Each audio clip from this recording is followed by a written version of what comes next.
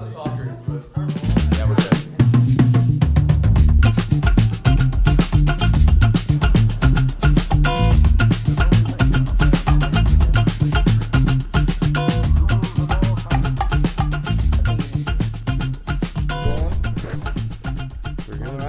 Hello everybody, welcome back to another episode of Three Broke College Kids. If you're joining us here for the first time, my name is Max Johansson. I'm one of the co-hosts. To my right, we got Aiden Corbett. And then Eric LaChance is the man behind the cameras, making the videos happen. Thank you, Eric. We got an exciting guest lined up today for you guys. Right now we're at Station 16 Fire Department.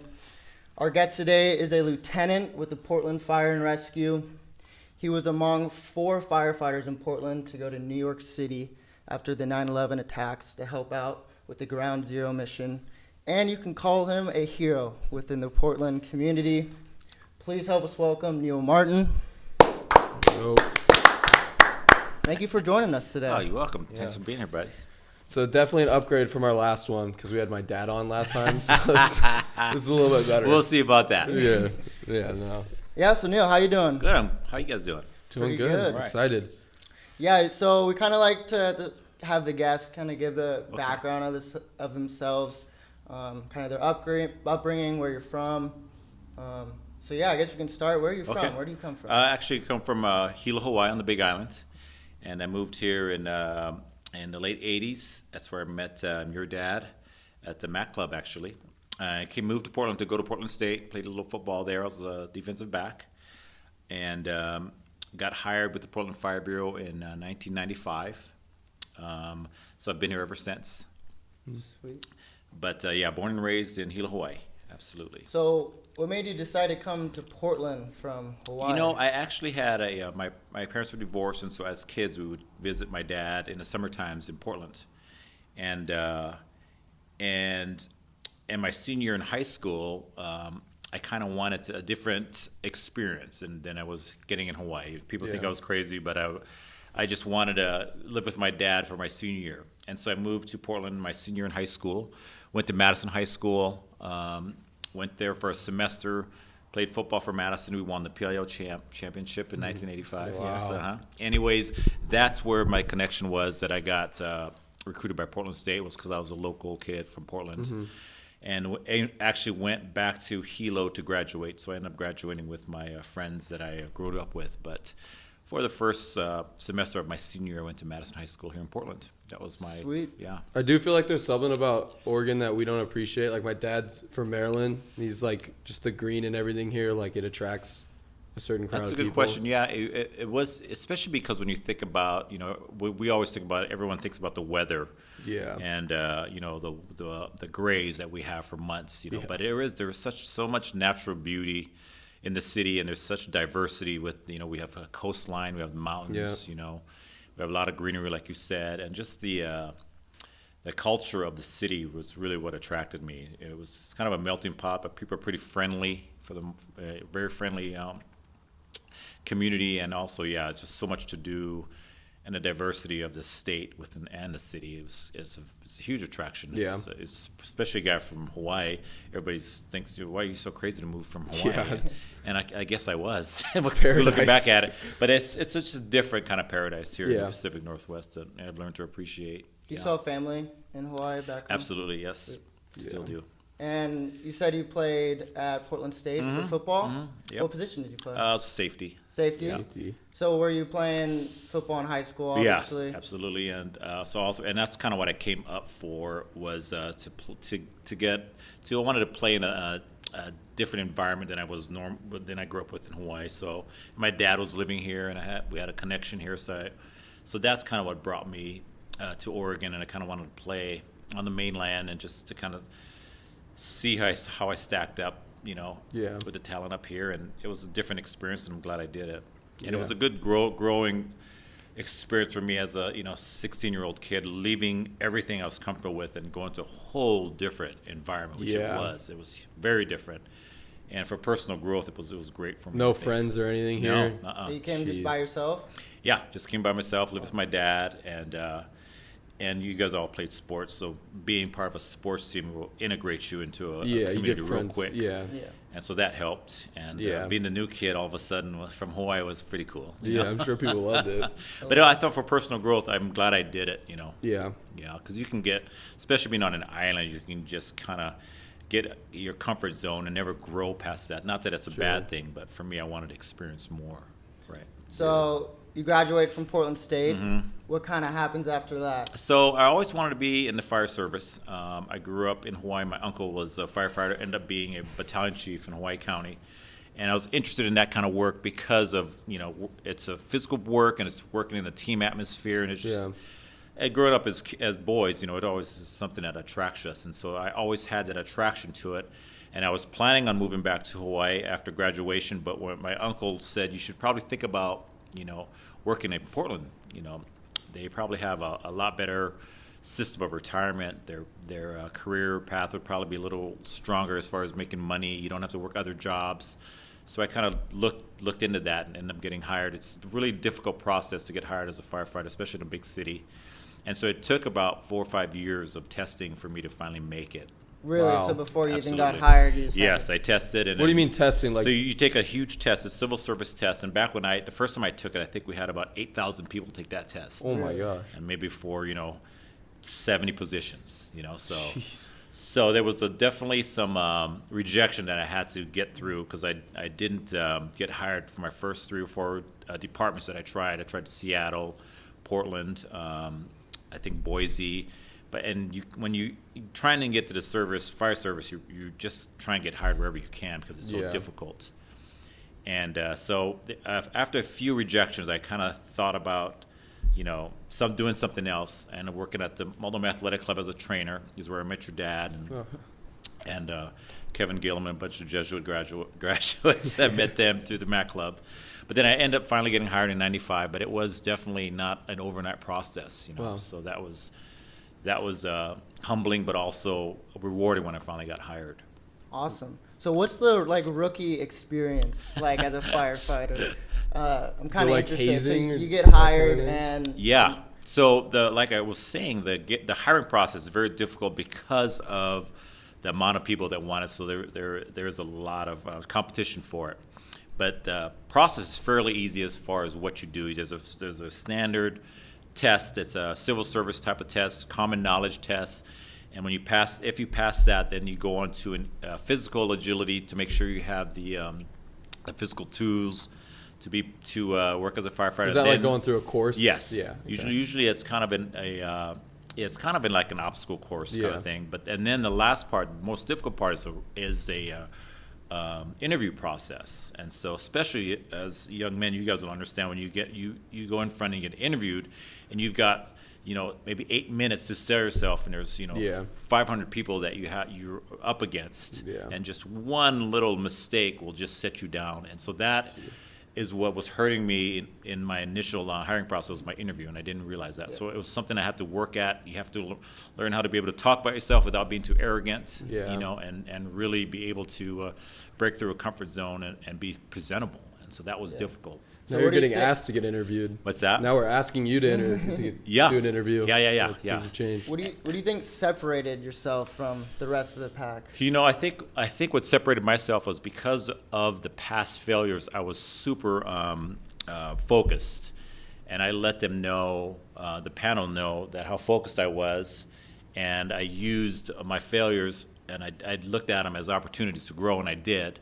And so I think I came across as someone that was super confident, and if they did choose me, I was going to be someone that was going to get through training, and someone that was going to represent their department or their city well. And so I think I really worked on how to do that without looking too arrogant, Yeah.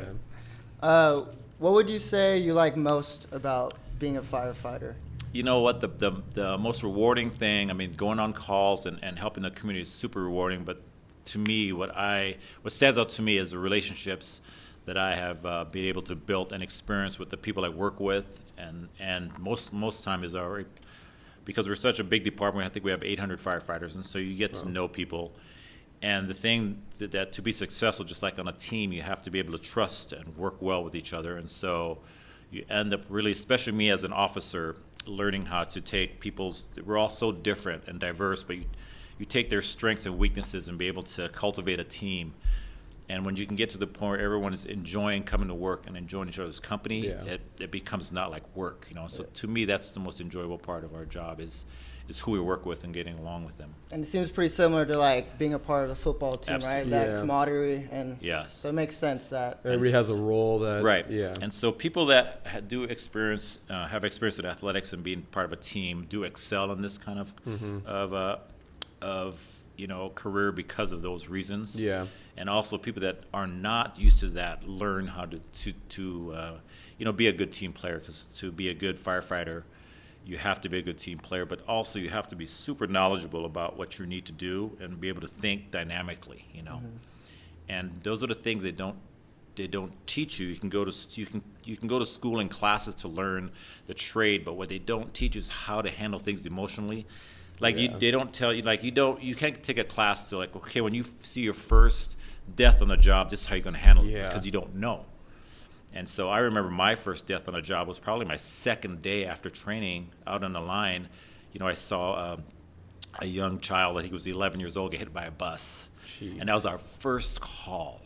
Your first call? Yeah. Are you? Oh my God. And so all of a sudden it hits you like, this is real. This is real. I remember my mouth getting dry and my stomach kind of turning as I seen this kid, because he wasn't alive and it was broad daylight. And then we had to deal with it, Yeah. And so that's when your training kicks in. And I was worried because I did feel some strain and stress about it.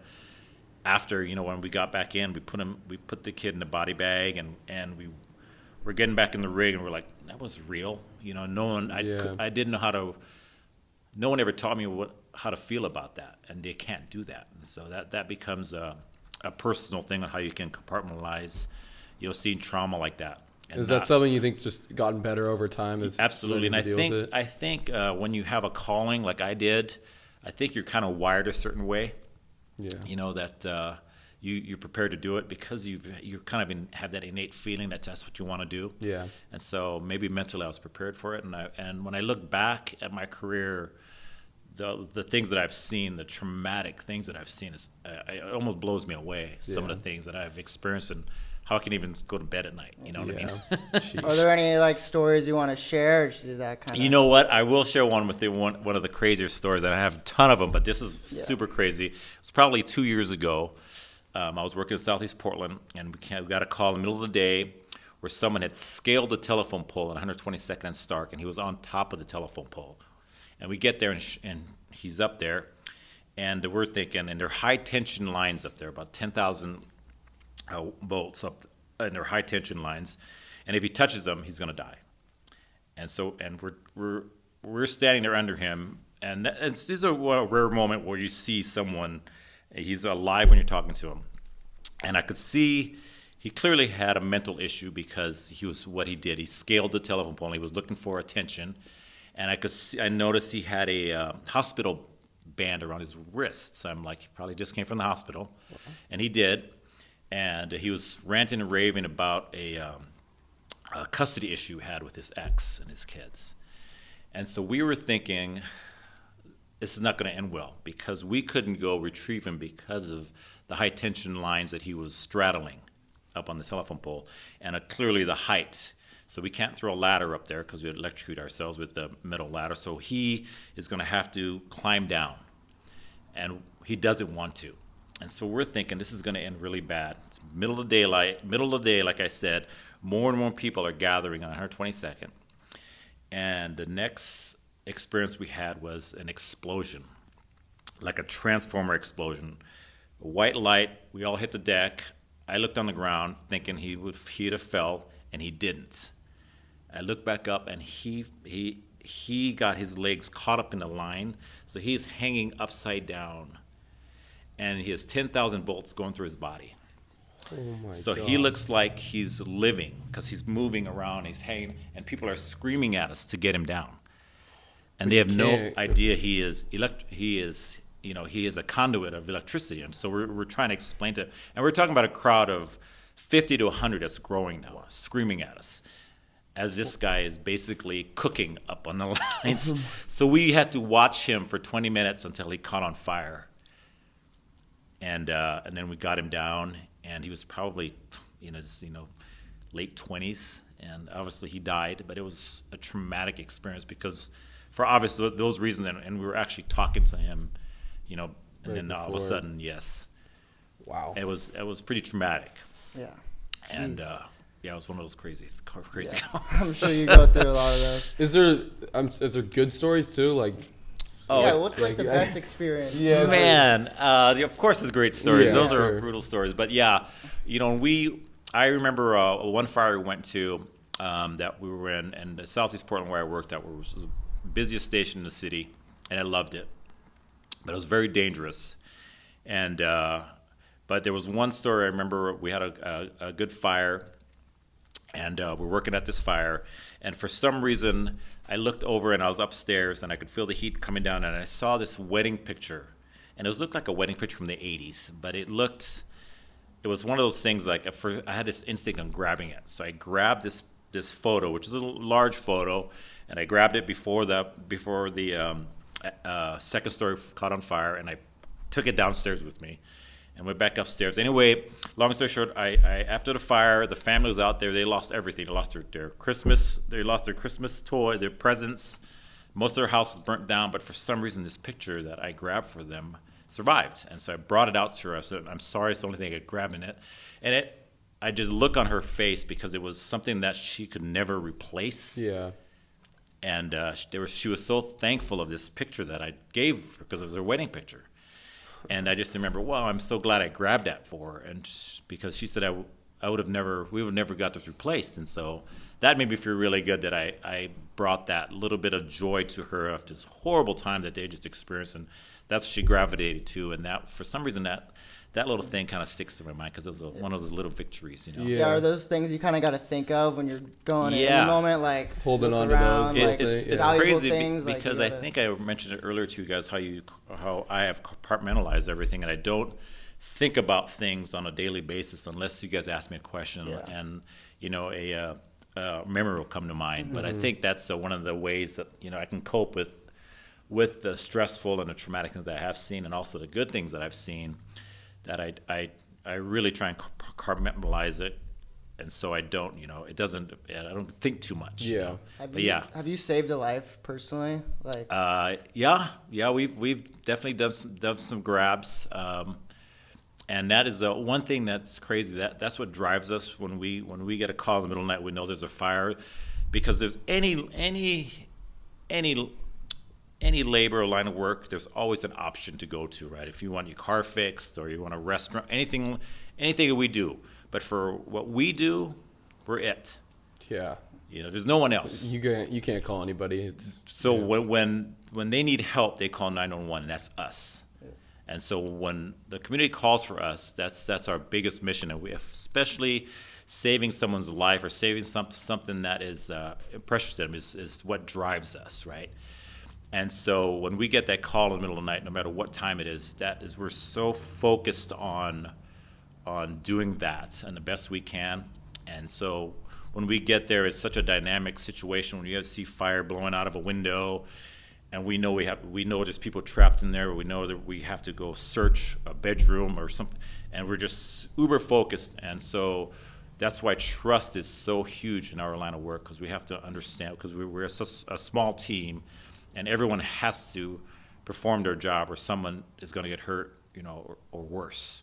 And so that's what's great about us. We just, we know what we expect from each other, but also at the same time, at a personal level, we want to make sure we're not that weak link. Yeah. Yeah. That's awesome. So is everybody's living here in the station?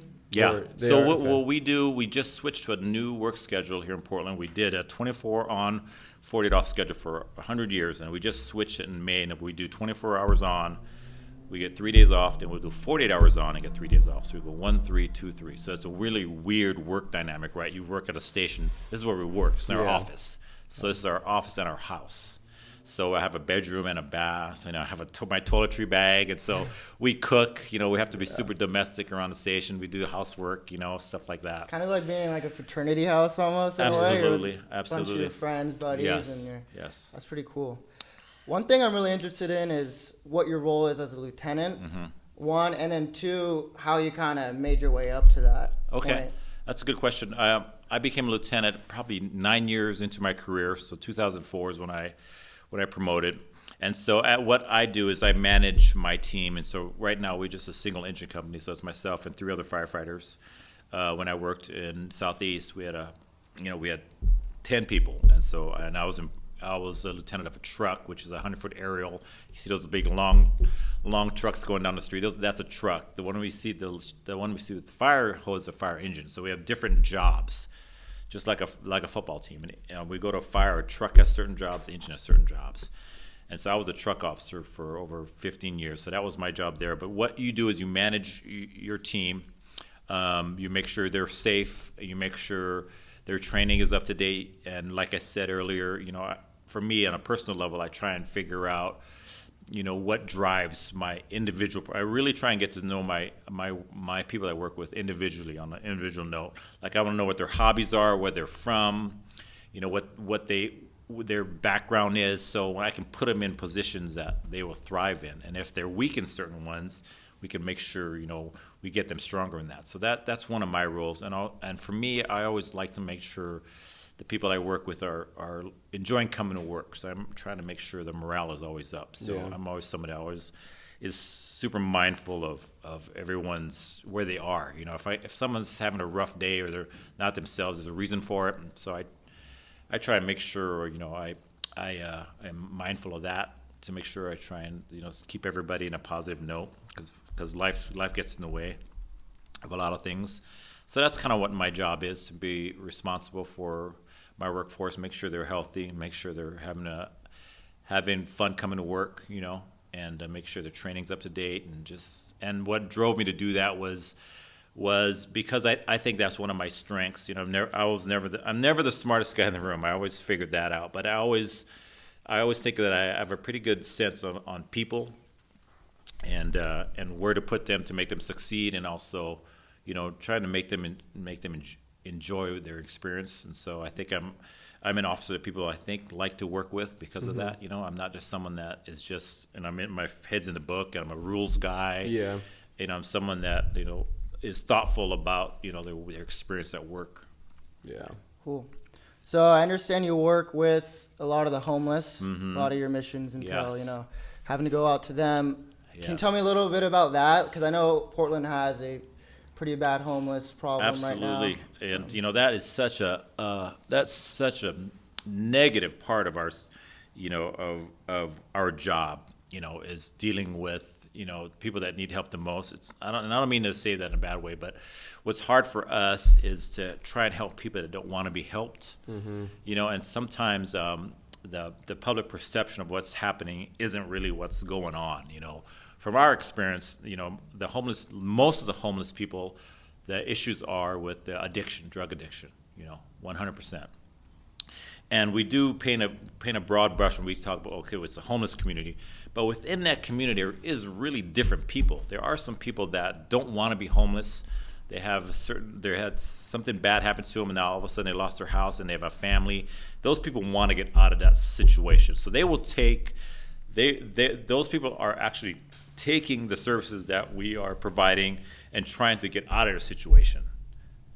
But we call them houseless as well. But then there's a houseless community that's not what they want. Yeah. They want to be left alone so they can do their drugs, you know, and live life how they want to live it. Yeah. And so they have no real aspirations of getting off the streets unless we give them somewhere to go.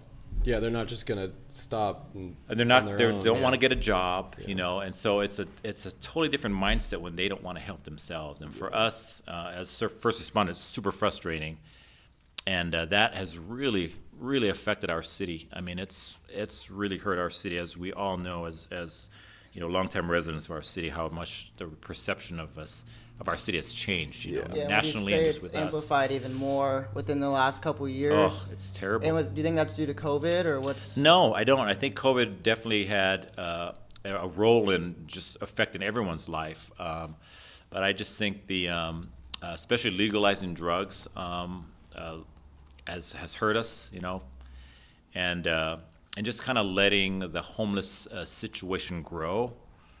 And now it's sad that is our norm, you know, seeing graffiti and seeing litter and seeing businesses shut down. We're just used to seeing that, you know. I mean, what city, you know, will let someone put a tent up right in the middle of a sidewalk in a working city? Yeah. You know? I mean, Yeah, you go downtown and Yeah. they're yeah. everywhere. Yeah. And especially now with mental health issues, you know, the violence and people feeling unsafe in the city, that's Yeah. very warranted. And so that has definitely affected the livability of Portland in a non-favorable way for sure. And it hurts us too as first responders because we experience it so much. And so it's really affected morale big time. My mom runs a homeless shelter downtown, and she says just over the years it's just grown and grown and grown. And it's a different culture of, you know, it's very they're very entitled. You know, they're not appreciative when we go and help them. You know, Yeah. it's a different feel. Yeah, It's definitely tough to see. Are there any solutions you believe are? I don't know. Yeah. That's Might be it's difficult. We talk about it all the time, but you know, that's what's so I think frustrating for all of us. You know, as you guys are included part of the community, is that we don't see a plan in place. You know, that we believe in that's going to help. You know, we're just kind of putting band-aids on issues, and so that's why that never gets better, right? Yeah. So, if you don't mind, could we get into the story about kind of your 9/11 Sure. experience? Absolutely. One thing that we're very interested in, I was like 6 months old during the time. These guys weren't even born. I So wasn't even born. Yeah. we've seen documentaries, we've read articles, but we've never really been able to fully grasp It's the feel, I think. what it was Yeah. like being an American during that time. Right. Yeah. So if you could kind of get into like your perspective. Okay. of- You know what? That's a funny that you bring that up because that was one of the worst events that happened in the history of America, no question about it. But at the same time, that our country was so galvanized back in 2001. I mean, there were American flags on everyone's car, you know, Yeah. and all of a sudden, everyone's little issues with racism and these little problems didn't even surface anymore because we all were galvanized in what was happening in our country. Yeah. And as bad as that was, it was a great time to be an American. It was unbelievable how appreciative people were of each other and were mindful of each other. And I got to go down there. It was such a crazy story. Was one of my friends who's a New York firefighter, his name was Billy Quick, and he would come up to Oregon because he was a mountain climber, and he wanted to climb Mount Hood. One of his mountains he wanted to check off. He was going to check off all these mountains. And so him and his buddy John, who was a cop in New York, came up to climb the mountain, and they came up in the summertime, and no one climbs the Mount Hood in the summertime, and a lot of it is because the snow melts and boulders come down the Oh, mountain. jeez. I didn't know that. Yeah, but these guys are like, oh no, we're mountain climbers, you know. So they were like, well, we're going to climb your mountain, and we're like, okay, but you know, people don't really do that this time of year. Yeah. But being New Yorkers, they pressed on, and they came back the next day. Go, you guys are right. These rocks are coming down big as Volkswagens. So that's the friendship that started was when they came over, and so we kind of started hanging out. We'd go back to New York and march in their St. Patrick's Day parade, and they were just very just the brotherhood of the fire departments just ran really strong. And so it was a connection that we made. So cut to 9/11.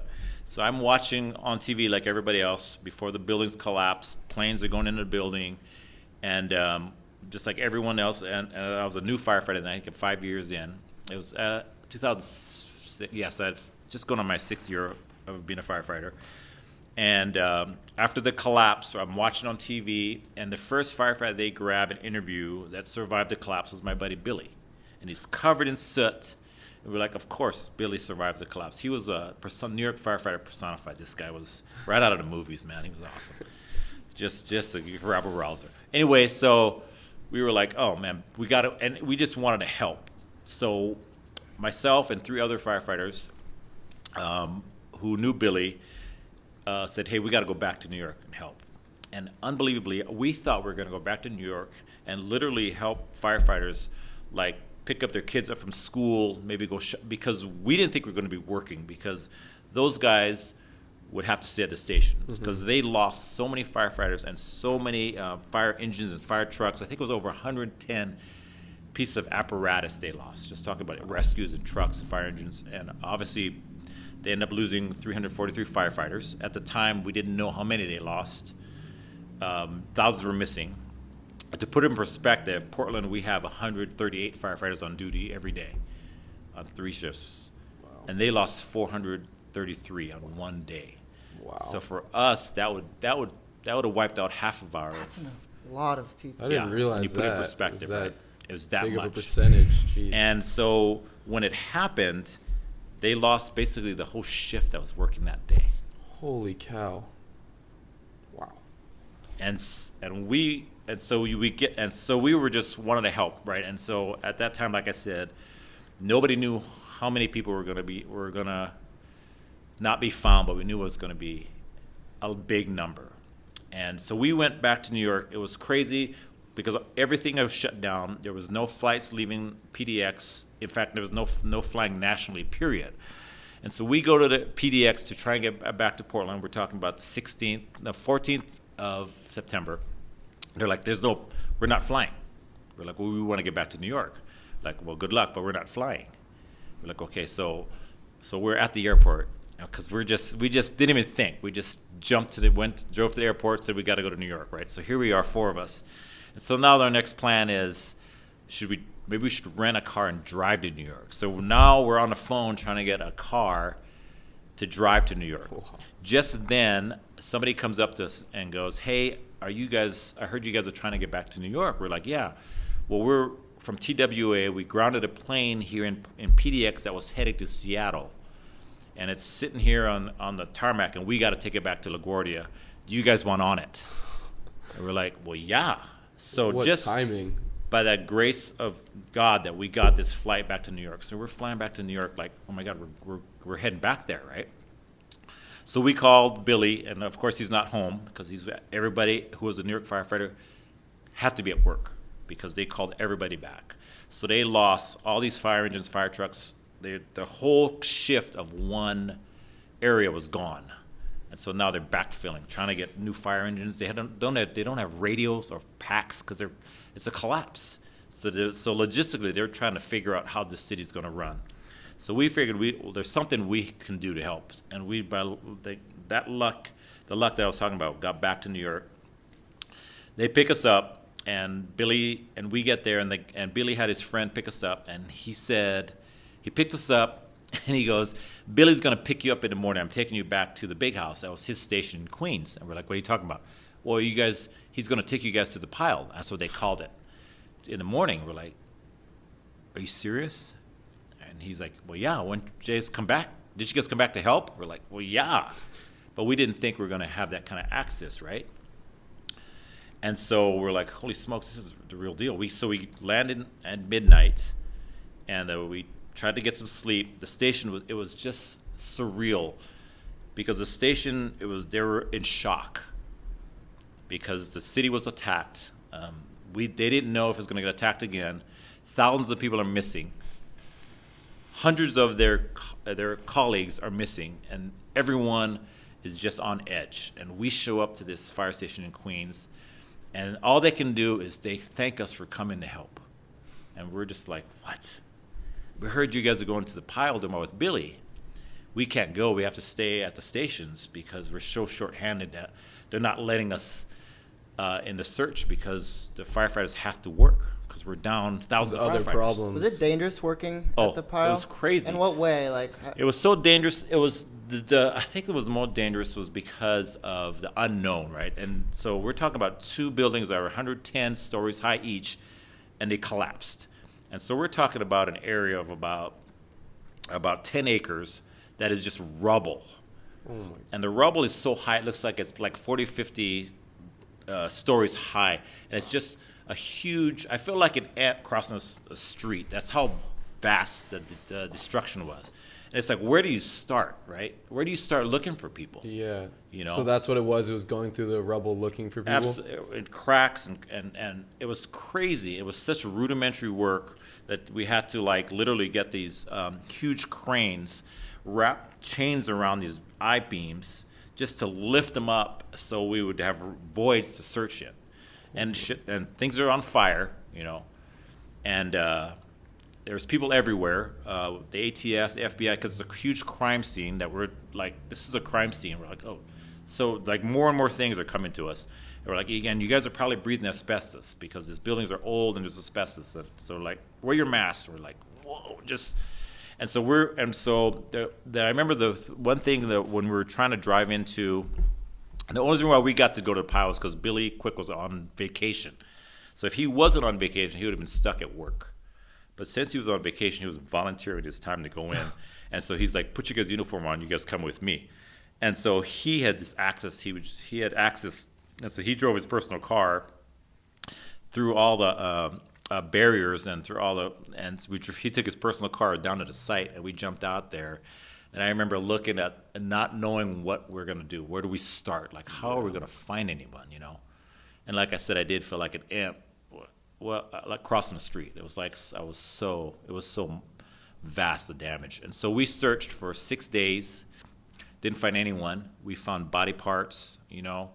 But I just remember all the thousands of people that were around the perimeter as we walked through, because we couldn't park real close, and we would walk through, and they were screaming at the firefighters, the rescue teams, and it was mostly families that had flyers of their loved ones that were missing in the buildings.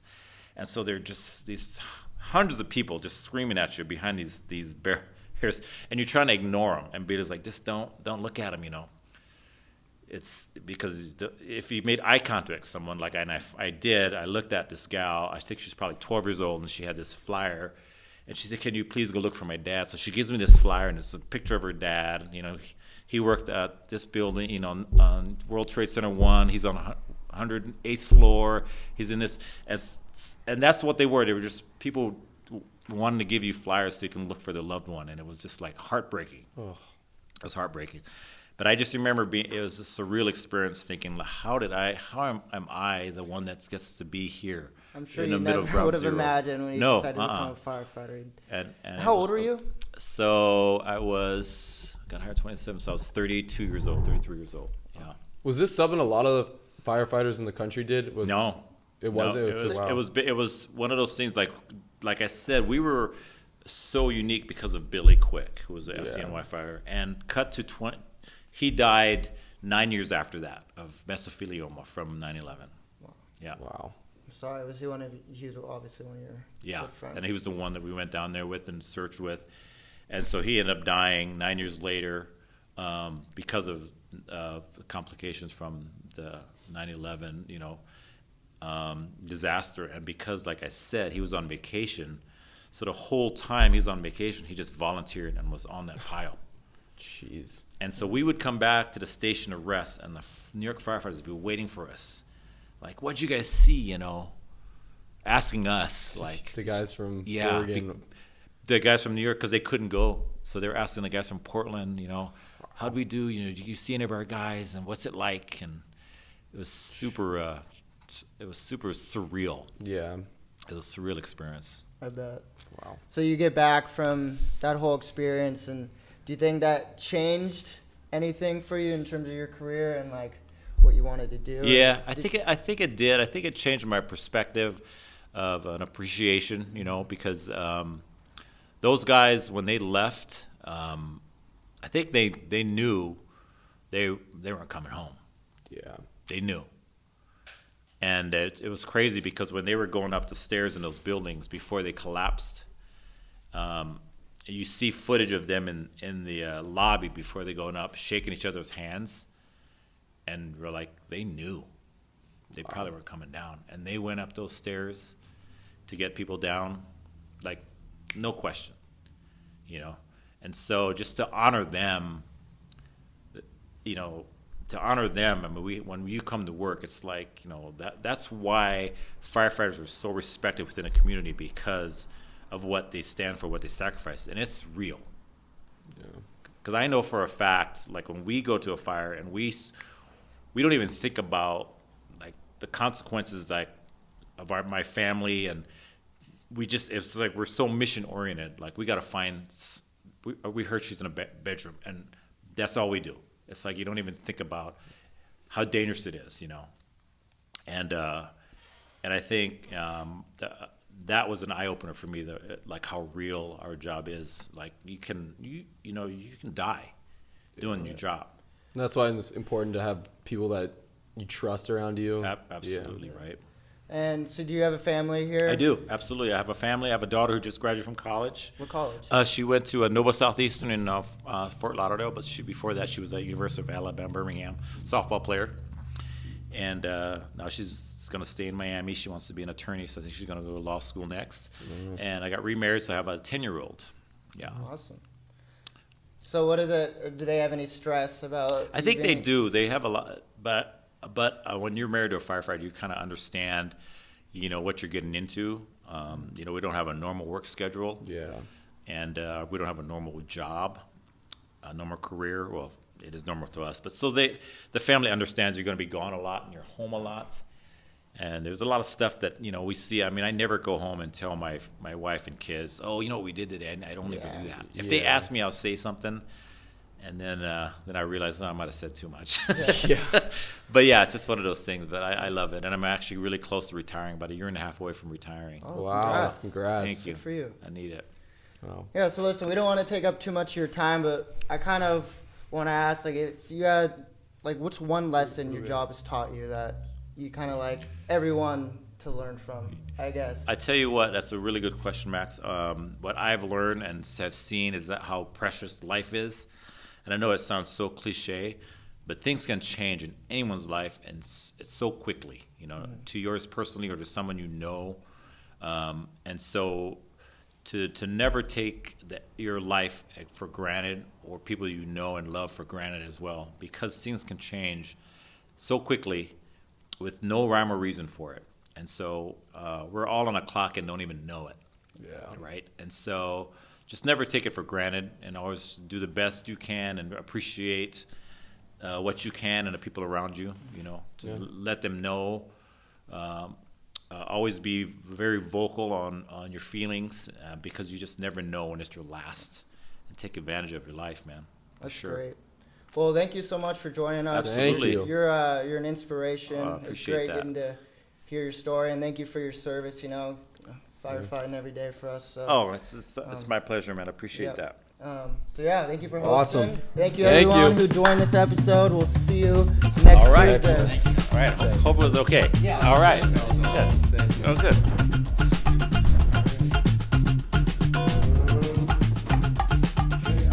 Hope that was all good. With those little lines right there, that's fine. Yeah, you can turn it up and down.